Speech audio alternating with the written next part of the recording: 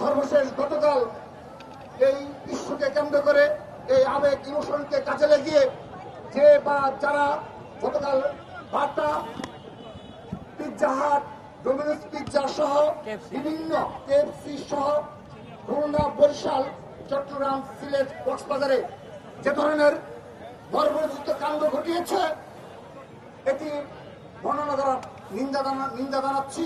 বিগত সময়ে বাংলাদেশে কিছু ইউটিউবের এবং সোশ্যাল মিডিয়া প্রপাগান্ডাকারী কয়েক কিছু ব্যক্তি রয়েছে যারা প্রতিদিন পারলে বিপ্লব ঘটায় এবং বিপ্লবের নামে যারা মব জাস্টিসের সূচনা করে। আমরা উল্লেখযোগ্যভাবে লক্ষ্য করেছি কতিপয় ব্যক্তি যারা বিনা কারণে এই ধরনের মব জাস্টিসের সূচনা করে এবং তাদের পিছনে অবশ্যই কোনো উদ্দেশ্য রয়েছে। আমরা আপনাদের সবার উদ্দেশ্যে বলতে চাই, ছাত্রদল বলতে চাই, সারা বিশ্বের সাধারণ শিক্ষার্থীরা যেখানে ফিলিস্তিনের প্রশ্নে এক এবং ঐক্যবদ্ধ অবস্থান গ্রহণ করেছে, সেখানে এই বাটায় যে ধরনের ন্যাক্কারজনক ঘটনা ঘটেছে, অপরাপর ব্যবসায়িক প্রতিষ্ঠানে যে হামলার ঘটনা ঘটেছে, এটি দ্বারা বাংলাদেশের ভাবমূর্তি চরমভাবে ক্ষুণ্ণ হয়েছে। আমি বর্তমান নির্দলীয় সরকারকে অনুরোধ জানাচ্ছি, আপনারা ব্যবস্থা নিন। প্রতিটি একটি ঘটনার ব্যবস্থা নিতে পারেননি, এভাবে একটি রাষ্ট্র চলতে পারে না।